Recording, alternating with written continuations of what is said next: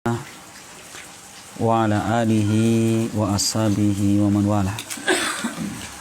Wa asyhadu an la ilaha illallah wahdahu la syarikalah wa asyhadu anna Muhammadan abduhu wa rasuluh sallallahu alaihi wa ala alihi wa sallam.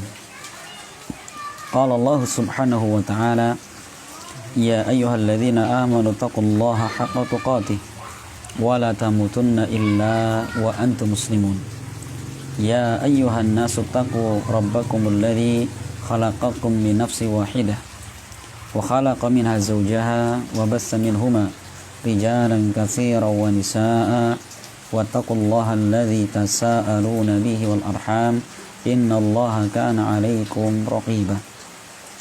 Ya ayyuhalladzina amanu taqullaha wa qulu qawlan sadida yuslih lakum a'malakum wa yaghfir lakum dhunubakum wa may yuti'illaha wa rasulahu faqad faza fawzan 'azima. Amma ba'd.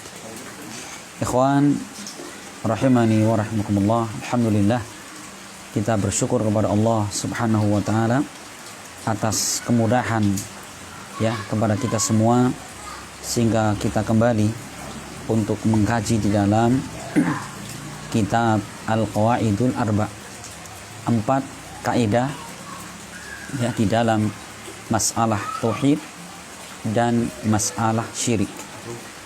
Alhamdulillah kita telah masuk dan menyelesaikan pembahasan kaidah yang pertama. Ya, kaidah yang pertama kita ulang sebentar ya agar nyambung.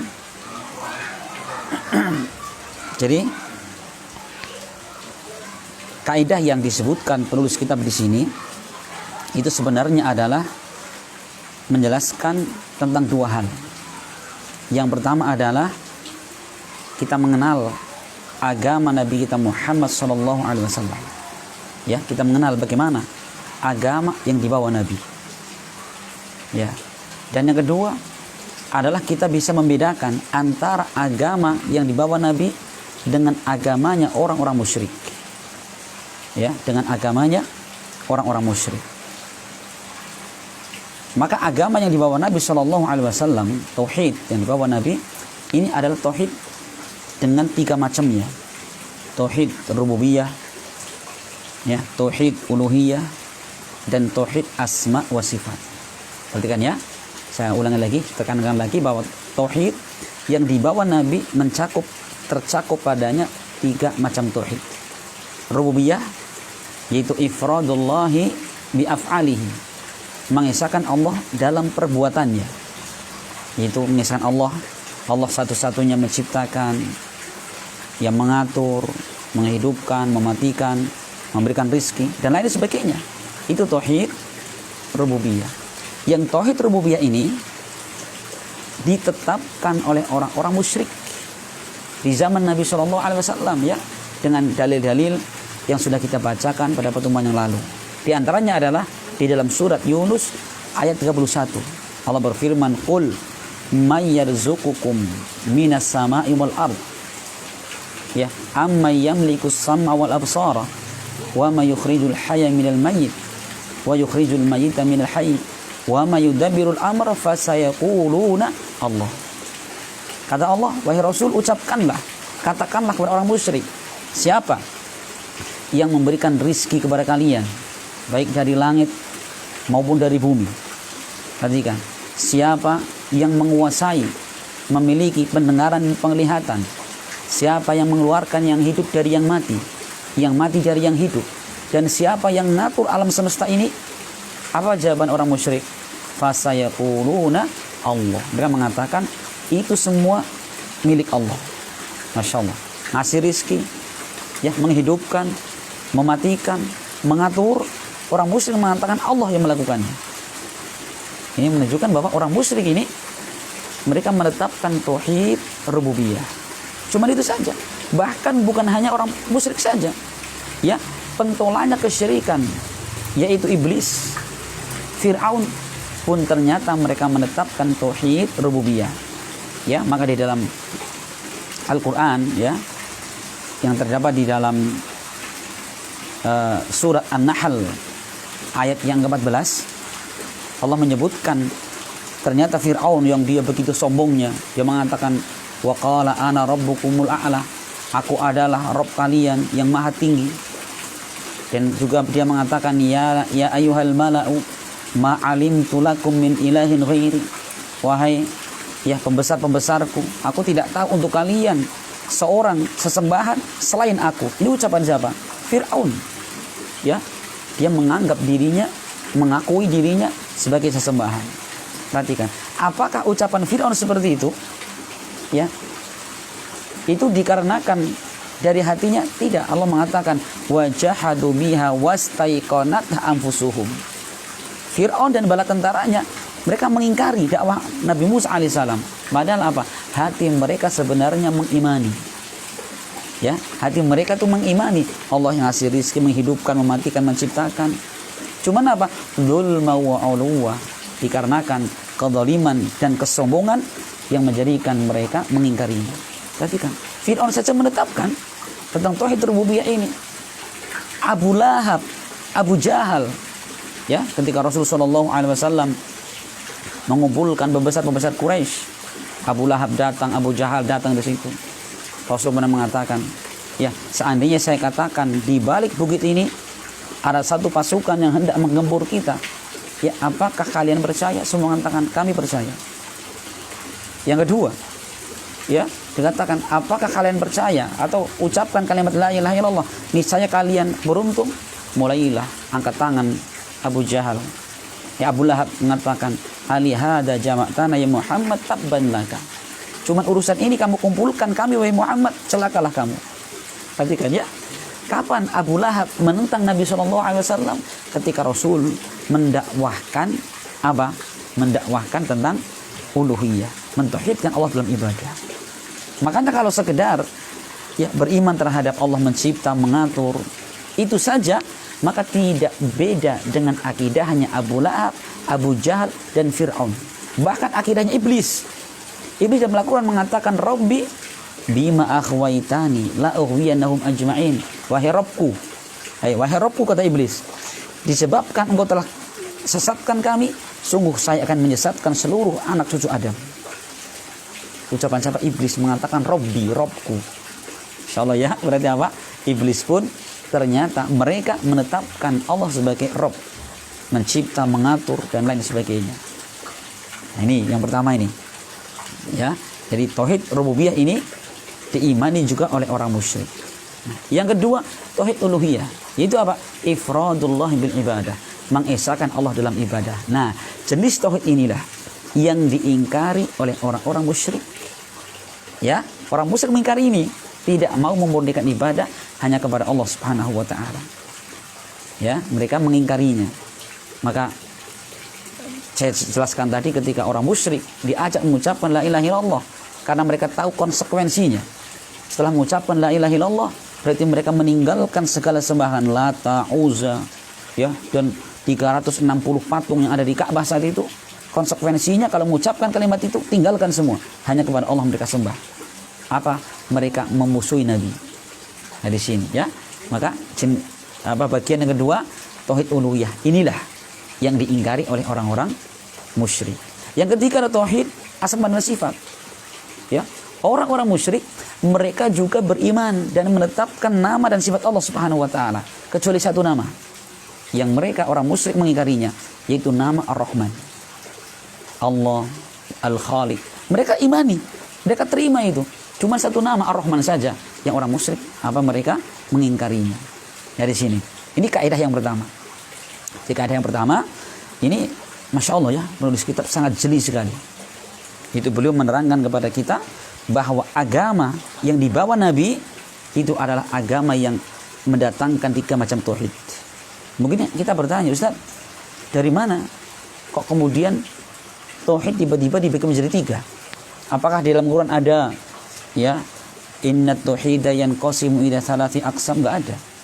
Dalam hadis lafaz seperti itu enggak ada. Cuman para ulama mereka menyimpulkan tauhid terbagi menjadi 3, itu bil istiqra' wa tatabbu, dengan membaca, mentelaah, membaca kitab-kitab, ayat-ayat, dan mentelaah, disimpulkan tauhid menjadi 3. Siapa yang pertama kali? Apakah Syekh Muhammad Abdul Wahab? atau Syekhul Islam? Bukan. Ya, dinukilkan yang pertama kali melakukan siapa? Yang membagi adalah Al-Imam Abu Hanifah. Imam Abu Hanifah, beliau hidup di zaman siapa? Para ulama khilaf. Ada yang mengatakan beliau hidup di masa tabi'in. Ada yang mengatakan beliau hidup di masa tabi'in. Seandainya beliau tabi'in, berarti beliau muridnya para sahabat. Perhatikan, beliau dapatkan dari para sahabat. Seandainya beliau tabi'in, berarti beliau adalah muridnya para tabi'in. Gitu ya, Masya Allah, ini Abu Hanifah. Juga yang hidup di zaman beliau, Abu Yusuf dan lain sebagainya. Walaupun pendapat yang kuat bahwa Abu Hanifah ini hidup di zaman tabi'in, ya, dan menjadi kaidah bahwa imam yang 4, Abu Hanifah, Malik, Syafi'i dan Imam Ahmad, semua hidup di masa tabi'in. Nah, berarti apa? Sudah ada di masa tabi'in, ya, ulama yang membagi tauhid menjadi 3. Dan di situ tidak ada ulama yang mengingkarinya. Perhatikan ya, ulama-ulama sunnah tidak ada yang mengingkarinya. Kalau itu perkara batil akan diingkari oleh ulama di masa lalu. Nggak ada ulama mengingkarinya. Nah, sekarang dalilnya apa? Kok kemudian Imam Abu Hanifah, Abu Yusuf dan lain sebagainya membagi tauhid menjadi 3? Ternyata dalilnya ada dalam Al-Quran. Coba sekarang kita buka surat Al-Fatihah. Dalam surat Al-Fatihah itu terdapat di dalamnya 3 macam tauhid. Ayat pertama kita membaca Bismillahirrahmanirrahim. Kita mengatakan Bismillah dengan meminta pertolongan dengan nama-nama Allah. Tauhid apa di sini? Tauhid asma wa sifat. Bismillah. Ar-Rahmanirrahim, asma dan sifat. Kemudian Alhamdulillahi Rabbil Alamin. Segala puji bagi Allah Rabbul Alamin. Rabb, tauhid, rububiyah. Perhatikan ya, rububiyah. Malik Yaumiddin, asma wa sifat. Malik atau Allah, di situ berarti rububiyah. Iyyaka na'budu wa iyyaka nasta'in. Allah, hanya kepada Engkau kami beribadah, hanya kepada Engkau kami minta pertolongan. Tauhid apa di sini? Uluhiyah. Coba perhatikan. Dalam surat Al-Fatihah terkandung di dalamnya 3 macam tauhid. Ya, itu dalilnya. Masya Allah, yang para ulama ya membaca kemudian mentadaburinya, itu kesimpulan para ulama, tauhid menjadi 3. Ya, bukan trinitas. Ya, bukan trinitas. Nah, ini sekali lagi, ini agama yang Nabi bawa, yaitu menerima, menetapkan 3 macam tauhid.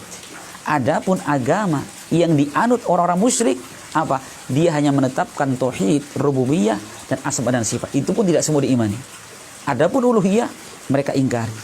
Lah ini kesyirikan mereka, orang musyrik itu adalah dalam bab uluhiyah. Itu tidak mau beribadah hanya kepada Allah.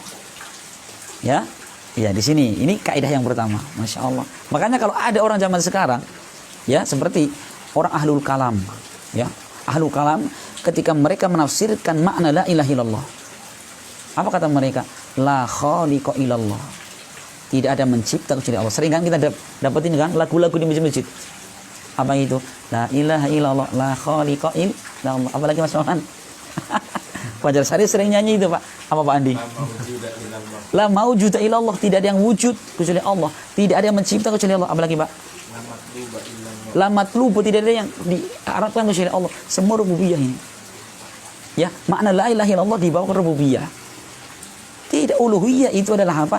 Yaitu makna mentauhidkan Allah dalam bab uluhiyah. Kalimat la ilaha illallah itu. Nah, itu keliru kalau menafsirkan la ilaha illallah dengan apa? La khaliqa illallah. Ya. Nah, ini yang pertama.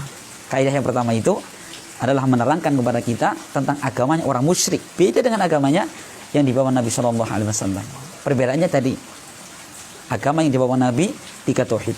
Adapun agama yang dianut orang musyrik, tauhidnya cuma 2, uluhiyahnya yang padahal itu intinya mereka tinggalkan. Maka dengan keyakinan seperti itu, ya, Allah tetap memerintahkan nabinya memerangi mereka. Masih tetap menghalalkan darah, harta, kehormatan mereka. Ya. Karena mereka belum masuk Islam. Dengan sekedar mereka menetapkan tauhid rububiyah. Ini kaidah yang pertama. Sekarang kita masuk kaidah kedua. Kaidah kedua ini lebih merinci lagi. Kan orang musyrik mereka syirik dalam bab apa? Dalam bab uluhiyah. Lah, dalam bab kedua ini beliau akan menjelaskan bagaimana bentuk kesyirikan mereka dalam uluhiyah ini. Perhatikan ya. Jadi kita sekarang rubah ya pola pikir kita. Jangan kita punya pandangan orang musyrik itu hanya orang yang minta kepada patung, sujud, rukuk, minta seperti itu. Tidak. Coba kita lihat bagaimana orang musyrik ketika mereka nyembah kepada patung. Apakah betul-betul nyembah? Coba. Al-qaidatul tsaniyatu, kaidah yang kedua, annahum yaqulun, sesungguhnya orang-orang musyrik mengatakan ma da'awnahum wa tawajjahna ilaihim illa li talabil qurbati wasyafa'ah. Ya, kami ini tidak berdoa kepada patung-patung dan tidak menghadapkan wajah kami kepada mereka. Tidak. Mereka mengatakan, kenapa kamu nyembah kepada patung? Enggak kami. Terus alasannya apa? Dua. Illa li talabil qurbati wasyafa'ah.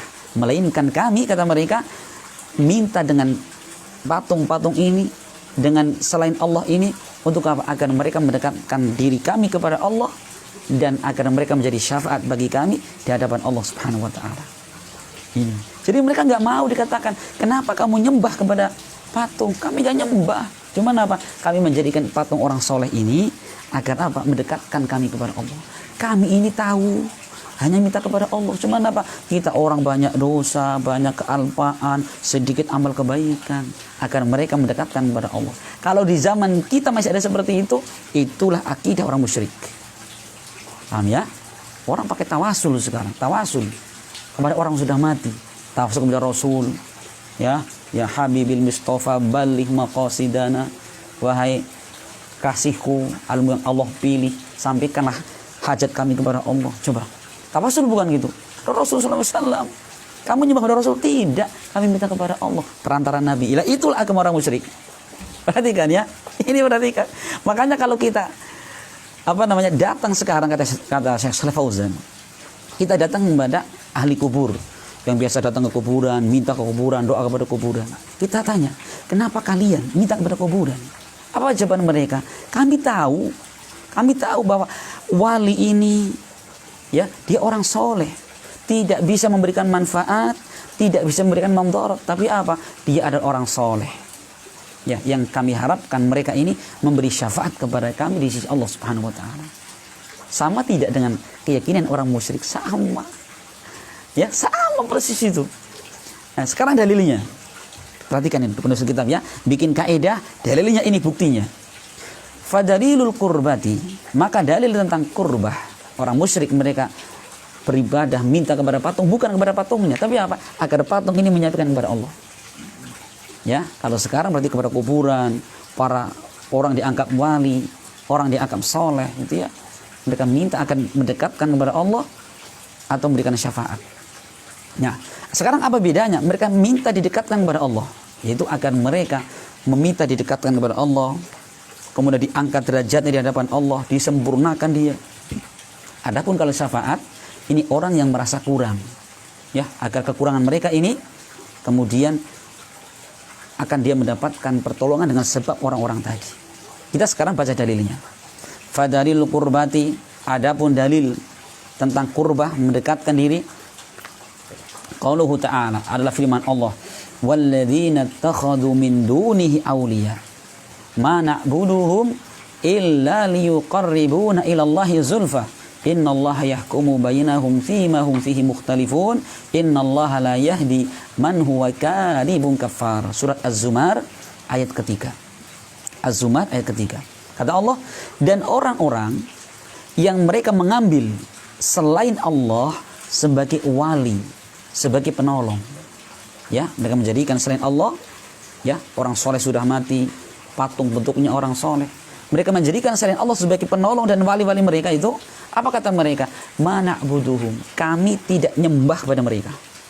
Tegaskan, kami tidak nyembah kepada mereka. Illa, melainkan apa? Liyuqarribuna illahi zulfa, agar mereka mendekatkan kami kepada Allah dengan sedekat-dekatnya. Perhatikan ini alasan mereka, alasan orang musyrik menyembah kepada patung-patung. Maka Allah katakan, innallaha yahkumu bainahum, Allah akan menghukumi, menetapkan di antara kalian, ya, dalam perkara yang kalian perselisihkan.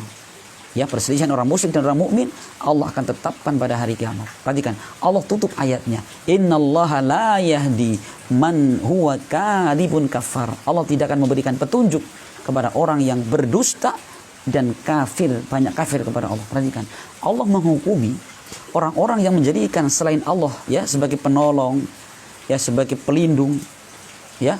Seperti itu apa kata Allah katakan, mereka adalah pendusta dan mereka orang-orang kafir. Ini Allah yang menetapkan ya. Jadi apapun alasan mereka, kami banyak dosa. Wong kami saja mau datang ke presiden nggak bisa langsung datang ke presiden, harus lewat ajudannya, menteri-menterinya. Oh, kepada Allah langsung. Ini logika salah, ya. Alasan mereka salah. Walaupun sebagian mereka sekarang sudah batas sendiri. Kita keliru dalam bab ini. Jangan bilang kita itu tawasul kenapa seperti datang kepada presiden. Mereka sudah batas sendiri sekarang. Ya, masya Allah itu. Padahal Allah sendiri pernah berfirman dalam Al-Quran, wa qala rabbukum ud'uni astajib lakum. Allah mengatakan, dan Rabb kalian berfirman, berdoalah kalian kepadaku, niscaya aku akan kabulkan permintaan kalian. Perhatikan Allah mengatakan apa? Doalah kepadaku langsung, apapun keadaan kita. Kita yang pendosa, banyak maksiat, banyak meninggalkan kewajiban. Apa kata Allah? Berdoalah kepadaku, aku akan kabulkan. Allah tidak mengatakan kalian berdoa dengan lewat orang-orang soleh. Nggak pernah sama sekali. Ya, nah, dan itu yang dilakukan siapa? Para sahabat Nabi.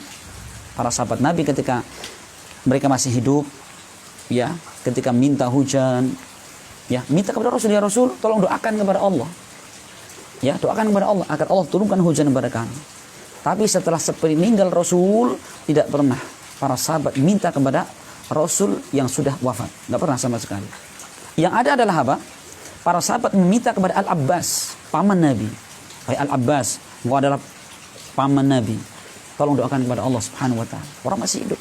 Al-Abbas meninggal, tidak satu pun sahabat meminta kepada mayitnya si Al-Abbas, enggak pernah. Nah, ini perhatikan.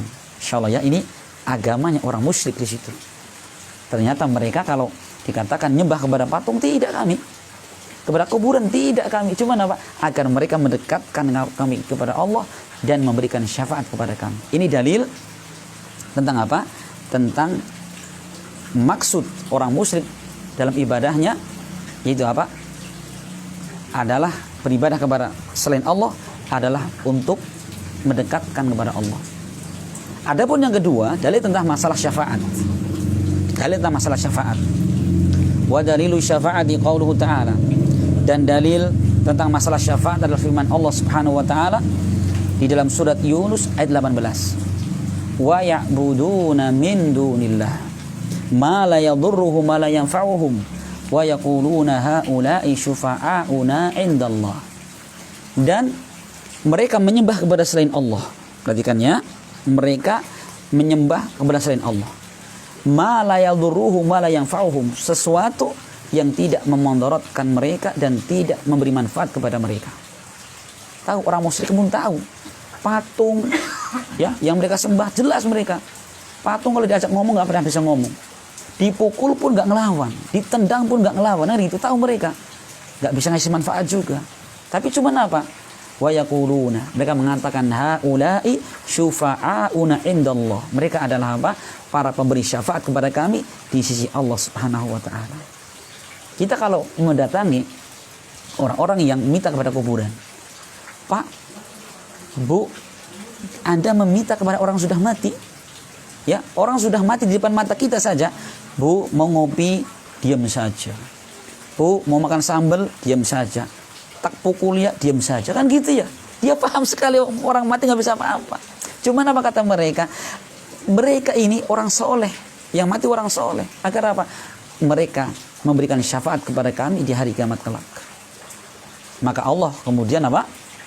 Dalam ayatnya itu Allah melanjutkan qul atunabbi'unallaha. Ya. Apakah kalian akan memberitahu kepada Allah Subhanahu wa taala bima la ya'lamu fis samawati wala fil ardh, dengan sesuatu yang kalian tidak ketahui yang di langit maupun di bumi? Perhatikan, sekarang orang musyrik ini mau ngasih tahu Allah Subhanahu wa taala, maka Allah mengatakan Subhanahu wa taala amma yusyrikun. Maha suci Allah atas apa yang mereka syirikkan, mereka sekutukan tadi. Perhatikan, keyakinan orang musyrik seperti ini, ya, menjadikan sesembahan selain Allah sebagai pemberi syafaat. Apa kata Allah? Itu perbuatan syirik.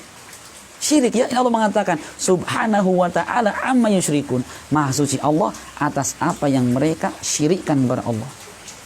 Allah hukumi sebagai orang musyrik. Tadi Allah hukumi sebagai orang kafir.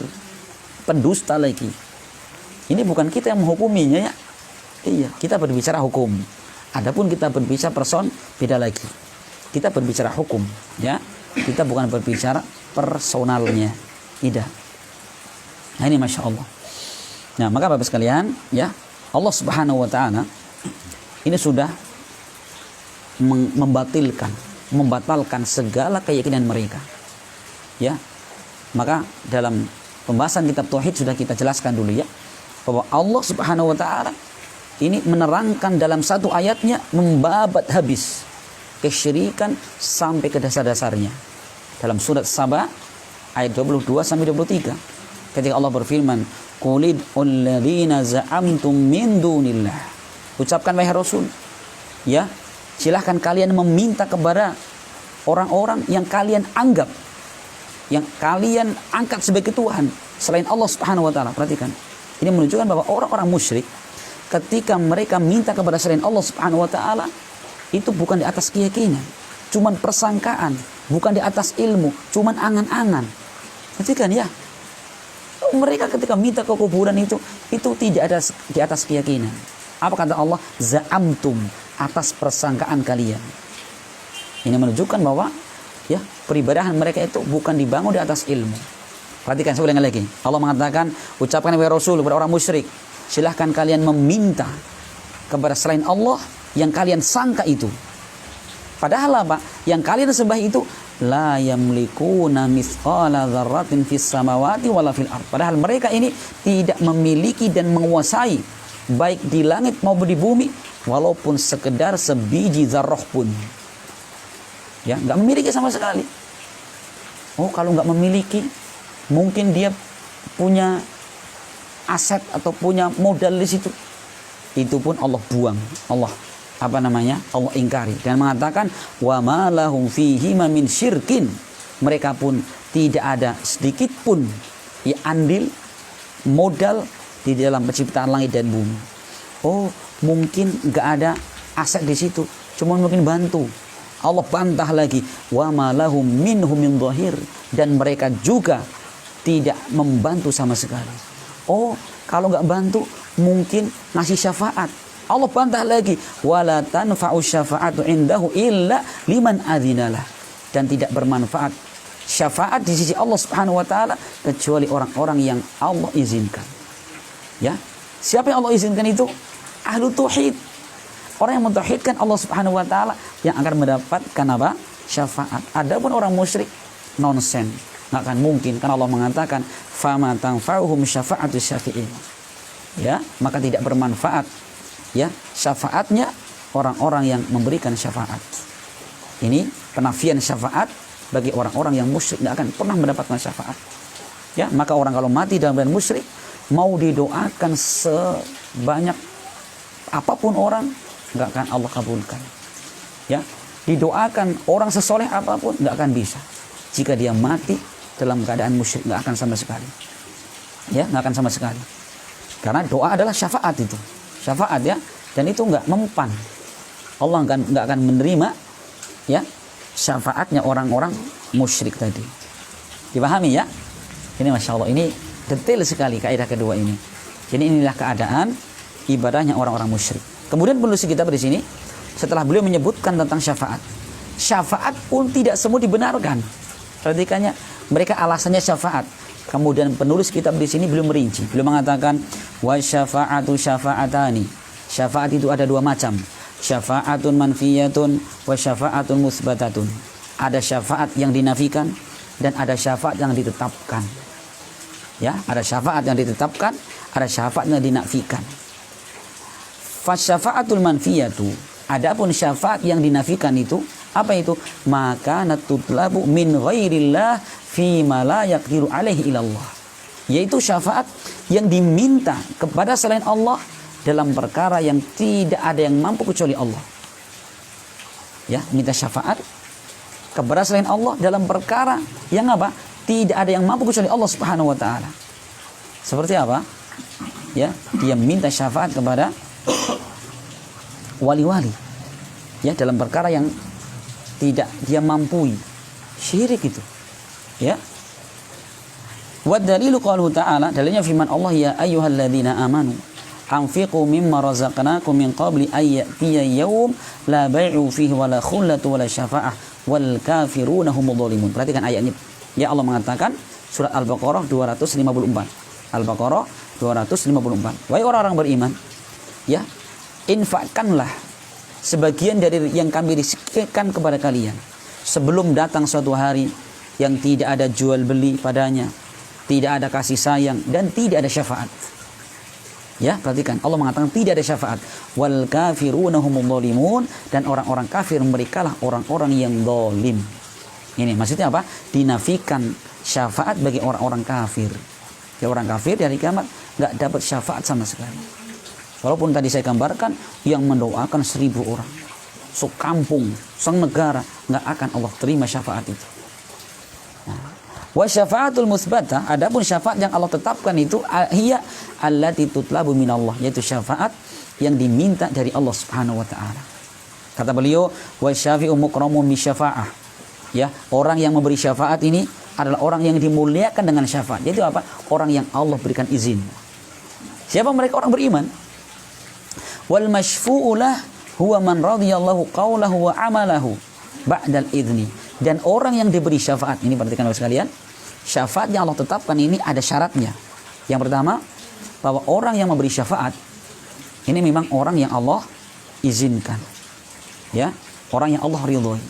Yang kedua, sedangkan yang diberi syafaat, siapa mereka? Yaitu orang-orang yang Allah ridhoi ucapan dan perbuatannya setelah mendapatkan izin Allah.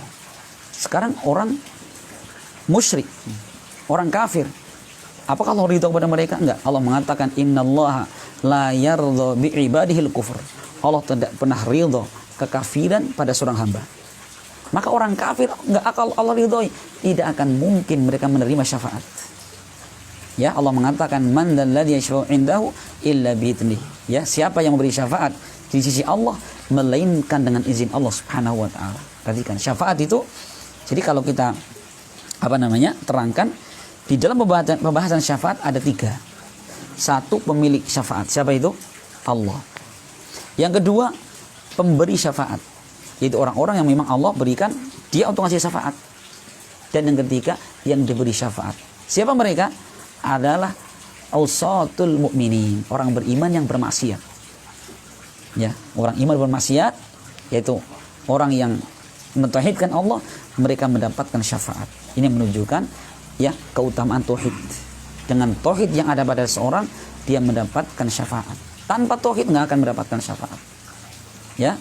Ya. Sekarang sebagai contoh, ya, itu dalam syafaatul udmah, syafaat yang besar, yang ini hanya untuk Nabi SAW, yaitu di padang mahsyar. Ya, sudah pernah saya singgung di sini bahwa di hari kiamat kelak, ya, Allah akan giring manusia. Ya, setelah mereka dibangkitkan di alam kubur, Allah giring. Yang Rasul menggambarkan yuhsyarun nasu yaumal qiyamati hufatan uratan ghurlan. Manusia akan digiring ke alam mahsyar dalam keadaan mereka tidak beralas kaki, mereka telanjang bulat, dan mereka belum disunat. Kemudian setelah itu apa? Allah dekatkan matahari, jaraknya 1 mil. Yang Rasul bersabda dalam hadis Muslim, beliau mengatakan tudna syamsu yaumal qiyamati 'alal khalaiq kami dari mil. Yang matahari didekatkan di atas kepala-kepala makhluk di hari itu, jaraknya 1 mil. Ya, Sulaim bin Amir perawi hadis mengatakan, ya wallahi ma ya'ni bil mil, demi Allah aku tidak tahu apa yang Rasul maksudkan 1 mil itu. Amasafatun fil ard, apakah dimaksudkan adalah jarak di dunia ini sekitar 1,6 km, ataukah mil itu alat allati tuktahallu bihil ain, yaitu alat yang dipakai orang untuk bercelak. Jadi matahari dari itu Allah dekatkan. Ya, maka manusia, ya, mereka mengalami kepanasan, keletihan yang luar biasa, dan mereka sudah tidak mampu lagi untuk menanggung derita itu. Maka manusia semuanya ini mendatangi Nabi Adam alaihissalam, Nabi Ibrahim, Nabi Musa, Nabi Isa. Semua nabi yang saya sebutkan tadi mengatakan nafsi, nafsi. Aku hanya bisa ngurusi diriku sendiri. Kemudian kata Isa, coba kalian datang kepada Muhammad SAW. Dia adalah penutup para nabi. Maka seluruh manusia berbondong-bondong mendatangi Nabi Muhammad SAW. Ya, maka mereka meminta kepada Rasul agar apa? Agar Rasul memberikan syafaat. Minta kepada Allah akan diberi syafaat. Maka Rasul mengatakan, ha ana, ini bagian saya. Kemudian Rasul mendatangi arsy-Nya Allah Subhanahu wa taala. Beliau di situ sujud dengan sujud yang sangat bagus. Beliau memuji Allah Subhanahu wa taala dengan pujian yang sangat tinggi. Sampai beliau mengatakan, saya belum bisa di hari ini ya untuk mengucapkan pujian itu. Ya, sangat lama sekali sujudnya. Maka Allah mengatakan, ya Muhammad, irfa' ra'sak wa qul tusma' washfa' tushaffa'. Wahai Muhammad, angkat kepalamu. Ucapkanlah, niscaya akan didengarkan, dan mintalah syafaat, niscaya engkau akan diberikan syafaat. Perhatikan. Ya, Rasul mau memberikan syafaat kepada umatnya itu, kepada manusia itu, nunggu apa? Nunggu izin dari Allah Subhanahu wa taala. Maka di situ ada 3 ya. Pemilik syafaat siapa? Allah Subhanahu wa taala. Siapa yang ngasih syafaat? Rasul sallallahu alaihi wasallam. Siapa yang diberi? Umatnya. Tapi untuk syafaat utma ini diberikan kepada seluruh umat manusia. Bukan sekedar umat beliau. Ya, bukan sekedar umat beliau. Ini syafaat. Ini ya. Kita tidak panjang lebar menjelaskan syafaat di sini. Jadi, penekanan kita di sini adalah bagaimana ibadahnya orang-orang musyrik itu. Ya, mereka ketika ditanya, kenapa kamu menyembah kepada patung, berhala, pohon, batu, kuburan? Apa jawaban mereka? Kami tidak menyembah kepada mereka. Tapi apa? Kami menyembah kepada Allah cuman dengan perantara mereka, agar mereka mendekatkan kami kepada Allah, agar mereka memberi syafaat kepada kami di sisi Allah Subhanahu wa taala. Ya, zaman sekarang itu sudah menjadi keyakinan. Ya, sebagian kaum muslimin, ya. Makanya la haula wala quwwata illa billah, padahal akidah seperti itu adalah akidahnya orang-orang musyrik. Ya, insyaallah ya. Ini kan baru ramai viral di media sosial ya. Ada seorang ditanya, apakah benar ya orang yang meminta tawasul itu syirik? Dia bilangnya apa? Kita minta kepada Allah. Kita kan mintanya kepada Allah, betul. Ya, cuman apa? Mereka orang soleh, kita harapkan kebaikannya persis dengan jawabannya orang-orang musyrik. Ya, walladzina ya'buduna min dunillahi, atau walladzina takhudhu min dunihi awliya'a ma na'buduhum illa liyuqarribuna ila Allahi sulfa. Orang-orang yang menjadikan selain Allah sebagai penolong dan wali-wali mereka. Apa kata mereka? Kami tidak beribadah kepada mereka, melainkan agar mereka ini mendekatkan kami kepada Allah dengan sedekat-dekatnya. Berarti apa? Allah tutup ayatnya bahwa mereka adalah orang-orang yang pendusta, lagi orang-orang yang kafir kepada Allah. Ya, ini alhamdulillah ya selesai kita menjelaskan kaidah yang kedua. Ya, kaidah yang luar biasa ini. Ya, tidaklah kaidah ini datang melainkan dari seorang yang memiliki ilmu yang sangat matang. Ya, Masya Allah, ini sangat bermanfaat ya, dan semoga Allah Subhanahu wa taala melindungi dan menjauhkan kita dari perbuatan-perbuatan syirik ya, yang baik kita sadari maupun tidak kita sadari. Amin ya rabbal alamin. Wabillahi taufik. Subhanakallahumma bihamdik, asyhadu an la ilaha illa anta, astaghfiruka wa atubu ilaik. Assalamualaikum warahmatullahi wabarakatuh.